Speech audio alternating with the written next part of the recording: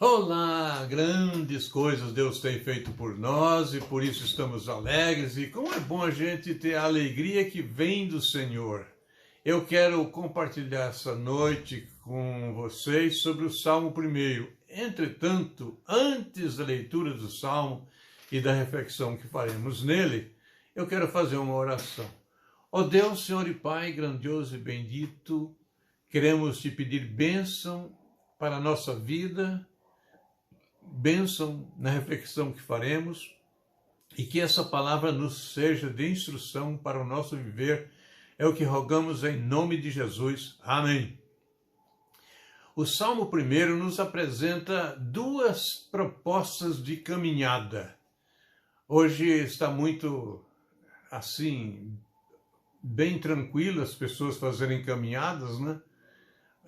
As pessoas escolhem trilha, vão fazer trilha. Está na moda fazer trilha, fazer caminhada, mas fazem caminhada uns como prazer, outros exercício. Mas o Salmo 1 nos mostra dois caminhos diferentes. O caminho que conduz às bênçãos divinas e o caminho que vai levar à destruição. Eu quero ler primeiro os versículos 1 a 3. E assim diz: Bem-aventurado o homem que não anda no conselho dos ímpios, nem se detém no caminho dos pecadores, nem se assenta na roda dos escarnecedores. Antes, o seu prazer está na lei do Senhor, e na sua lei medita de dia e de noite. Ele é como árvore plantada junto à corrente de águas, que no devido tempo dá o seu fruto, e cuja folhagem não murcha, e tudo quanto ele faz será bem-sucedido. O salmista começa esse salmo com a palavra bem-aventurado, o homem que não anda no conselho dos ímpios, o homem que se desvia, o homem que não aceita o conselho dos ímpios. O que é conselho? Conselho é uma eleição que um grupo de pessoas faz aí por determinado tempo, né? E esses eleitos vão decidir o que fazer. E aqui nesse texto eu quero pensar um grupo de gente que não é do caminho de Deus, elegendo um outro grupo pequeno para influenciar negativamente as pessoas que querem andar no caminho de Deus. E quando andamos no caminho de Deus, nós somos muitas vezes influenciados pelo mal. Mas o salmista está dizendo que a gente não deve ser influenciado pelo conselho dos ímpios. Os ímpios têm conselhos nocivos, eles têm conselhos que atrapalham, eles têm conselhos que matam. Por isso, bem-aventurado é o homem que anda no caminho de Deus e não anda no caminho dos pecadores, no conselho dos ímpios. Mas tem uma outra palavrinha aqui, que é bem-aventurado o homem que não anda no conselho dos ímpios, nem se detém no seu caminho, nem para, não dá ouvidos. O ímpio está chamando, está gritando, vem aqui, e o homem que anda no caminho de Deus, ele não para. A caminhada dele é direta, é constante, ele não pode parar. Os ímpios querem extraviar aqueles caminhantes do caminho para o céu.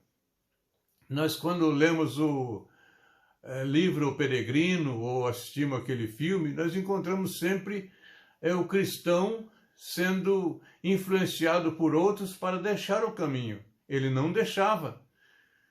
Então o salmista no Salmo 1 também está orientando aqui que a gente não deve parar no caminho quando os ímpios estão nos assediando. É interessante que a nossa caminhada no caminho do Senhor seja uma caminhada constante, com um visual olhando para o céu, sem olhar as propostas que tem pelas direitas ou pelas esquerdas, que nos queiram tirar do trilho da caminhada rumo ao reino celestial. Mas tem uma outra palavrinha aqui interessante aqui, nem se assenta na roda dos escarnecedores. Olha, o homem que teme ao Senhor não se assenta, ele não sai do caminho, ele não para, e ele não se assenta na roda dos escarnecedores. Quem são os escarnecedores? Há muita gente escarnecedora nesse mundo, muita gente que deprecia a palavra de Deus. Outro dia, eu estava vendo um vídeo aí, e uma pessoa estava menosprezando a palavra de Deus, fazendo chacota da palavra de Deus.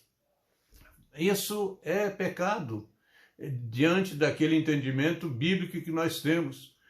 Mas muitas pessoas não conhecem a seriedade de que é a palavra de Deus e por isso brincam, zombam da palavra, zombam dos cristãos, zombam dos nossos métodos de vivência espiritual, e por isso muitas pessoas que zombam às vezes querem tirar o sabor do cristão da sua caminhada rumo à jornada celestial e querer que eles se assentem na roda dos escarnecedores. Então, a gente, como servo de Deus, deve evitar sentar-se na roda dos escarnecedores, daqueles que zombam da palavra. Mas tem mais uma bênção especial proposta para aqueles que caminham na caminhada, na jornada rumo ao reino eterno. E aí essa proposta de bênção está no versículo 3. Ele é como árvore plantada junto à corrente de águas. Eu fico pensando na árvore plantada junto à corrente de águas. Alguém plantou, alguém evangelizou, alguém creu. E essa pessoa, então, agora está com uma estabilidade porque está junto da corrente de água. Ela vai florescer, ela vai frutificar.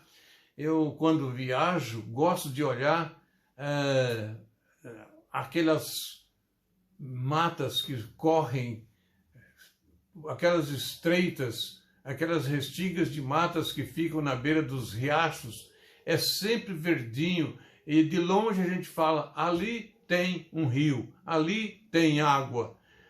O salmista está aqui agora fazendo uma comparação do indivíduo que serve a Deus, do indivíduo que tem essa jornada, do indivíduo que tem essa caminhada no caminho de Deus, que ele é bem-sucedido, ele é verde, ele é feliz, ele é bem-aventurado, ele é plantado, ele é firme, ele é arraigado, ele tem estabilidade, tem vida segura, porque ele tem a sua fonte de água, fonte de providência naquilo que vem de Deus. E tem a prosperidade, diz aí o versículo 3, logo no final.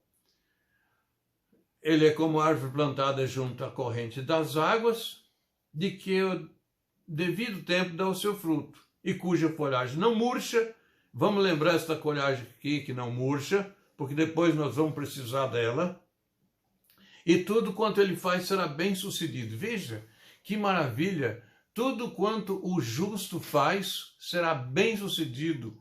Ele faz as coisas para a glória de Deus, faz as coisas para a bênção da sua família, faz as coisas para a bênção da sociedade, age de acordo com os projetos de Deus e não de acordo com os seus próprios projetos falhos. Ele é bem-sucedido porque ele anda no caminho do justo.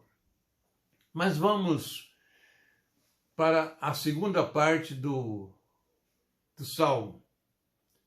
Versículos 4, 5 e 6.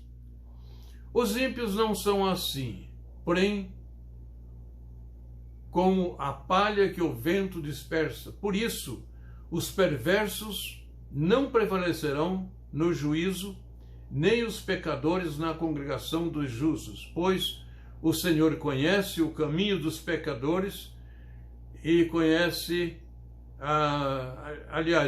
o caminho dos justos e também sabe que os pecadores perecerão. O que eu entendo aqui nessa segunda parte que o salmista vai fazer uma colocação.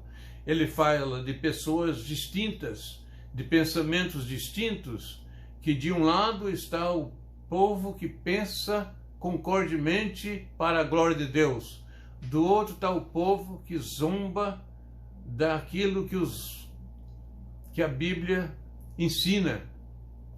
Então, nessa segunda parte, nós encontramos uma reprovação dos injustos, dos ímpios. O que é ímpio? Ímpio é o contrário de pio, de piedoso. Então, o ímpio, ele não tem acerto com Deus, não se aconchega com Deus, ele é adverso de Deus, ele foge das bênçãos de Deus porque ele não entende, não conhece. Ele poderia até querer as bênçãos de Deus, mas sem querer o Deus que abençoa. Os ímpios andam nos seus projetos e não nos projetos de Deus. Por isso o salmista diz que eles são como palha, como alguma coisa que não presta, que já foi vencida. Se a gente olha a espiga de milho, o milho tem o seu valor, mas a palha já perdeu a sua função. Ela vai servir apenas para ser levada para qualquer lugar, abanada pelo vento, dispersa para ser queimada. A palha não tem futuro. O que tem futuro é o milho. O milho, eu poderia dizer que estaria relacionado com o justo, que anda no caminho do Senhor e é abençoado por ele, assim produz, espiga, mas tem a palha. O ímpio não tem sabor nas grandezas que Deus oferece. O ímpio se satisfaz com aquilo que ele mesmo quer, com aquilo que ele mesmo propõe para ele. Ele não se alinha com a proposta de Deus. Ele se alinha com as suas propostas e dos seus conselhos, do conselho do grupo, da comunidade dos ímpios. Ali está a sua felicidade. Eles se alegram naquilo que fazem, nas suas comunidades, da maneira como aplaudem os seus projetos.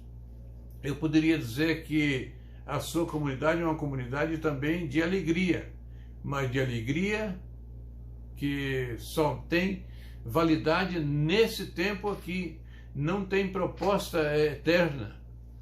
Então os ímpios não são assim, são como uma palha que o vento dispersa. Por isso os perversos não prevalecerão no juízo.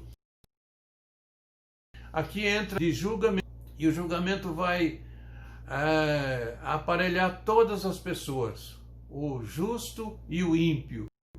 O justo para a glória eterna, o ímpio para ser lançado num precipício, porque o caminho do ímpio é sempre ladeira abaixo. Ele sempre está no caminho da tranquilidade, da paz, daquelas coisas mais fáceis.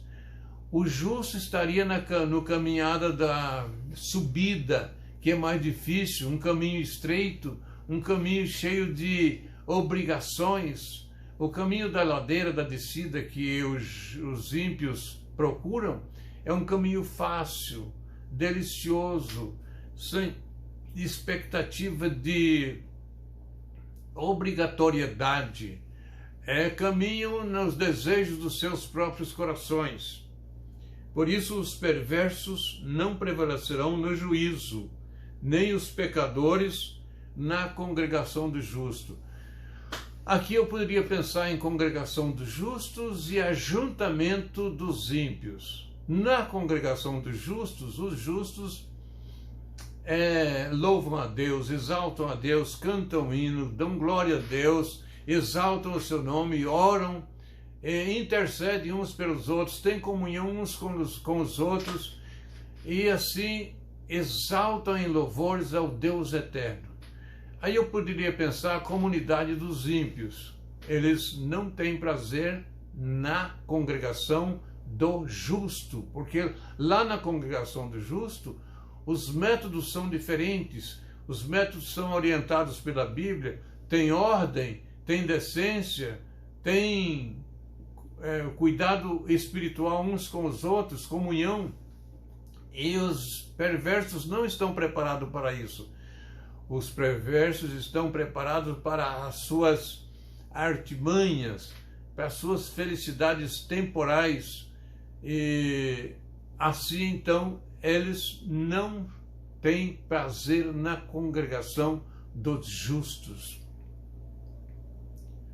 Por isso os perversos não prevalecerão no juízo, nem os pecadores na congregação dos justos.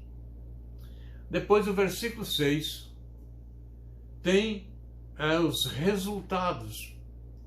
Pois o Senhor conhece o caminho dos justos, mas o caminho dos ímpios perecerá. Deus tem aqui agora a sua lupa, que vai separar os justos para um lado, os ímpios para o outro.